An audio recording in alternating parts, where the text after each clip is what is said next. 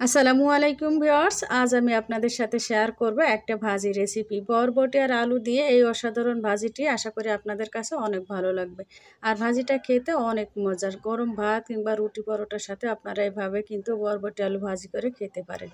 তো এই জন্য বরবটি আলুটাকে এভাবে চিকন চিকন করে কেটে তারপরে ধুয়ে নিয়েছি। এখন আমি রান্নাটা শুরু করব। তো রান্নাটা করার জন্য চুলায় একটা ফ্রাই প্যান বসিয়ে এখানে 4 টেবিল চামচ পরিমাণ তেল দিয়ে দিলাম।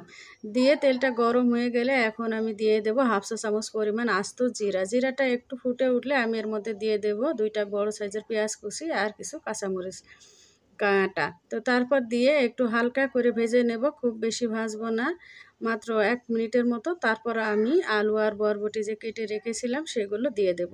তো সেগুলো দিয়ে দিলাম। দিয়ে দেওয়ার পর আমি এখানে দিয়ে দেব স্বাদ মতো লবণ আর দিয়ে দেব হাফ চা চামচ পরিমাণ হলুদের গুঁড়া। হলুদের গুঁড়া খুব বেশি দেবেন না, তাহলে কালারটা নষ্ট হয়ে যাবে। তো হালকা পরিমাণে দিবেন, অল্প করে। তারপর খুব ভালো মতো নেড়ে ছেড়ে দেব, অর্থাৎ নেড়ে আমি এখানে প্রায় 2 মিনিটের মতো এভাবে ভেজে নেব। তো মিনিট 2 ভেজে নেওয়ার পর আমি এখানে দিয়ে দেব সামান্য একটু পানি।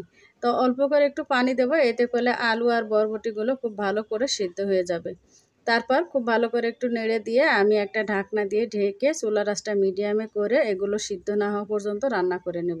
তো মাঝখানে একটু নাড়াচাড়া করে দিবেন। তো প্রায় 5-7 মিনিট রান্না করে নেওয়ার পরে দেখবেন আলু আর বরবটি খুব সুন্দর মতো সিদ্ধ হয়ে গিয়েছে। তারপর ঢাকনা খোলা রেখে এগুলোকে এভাবে নাড়তে থাকবেন, অর্থাৎ এভাবে নেড়ে চেড়ে এগুলো ভাজতে থাকবেন। তো ভাজিটা কিন্তু করা খুবই সহজ, অনেকে অনেকভাবে করে থাকে। তো আমি যেভাবে বরবটি আর আলুটাকে ভেজে থাকি সেভাবে আমি আপনাদের সামনে শেয়ার করলাম। আশা করি আমার এই সহজ ভাজি রেসিপিটি আপনাদের অনেক উপকারে আসবে, বিশেষ করে যারা নতুন রাঁধুনি এবং ব্যাচেলর ভাই বোনেরা আছেন তাদের অনেক উপকারে আসবে।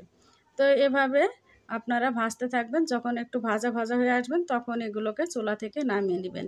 তো দেখেন ভিউয়ার্স, ভাজিটা দেখতে কতটা সুন্দর হয়েছে। তো এভাবে আপনারা খুব সহজেই কিন্তু এই আলু বরবটির ভাজিটা করতে পারেন, এখন যেহেতু সব জায়গায় বরবটি পাওয়া যায়। তো ভিউয়ার্স, রেসিপিটি ভালো লেগে থাকলে প্লিজ চ্যানেলটিকে সাবস্ক্রাইব করে পাশে থাকবেন। আল্লাহ হাফেজ।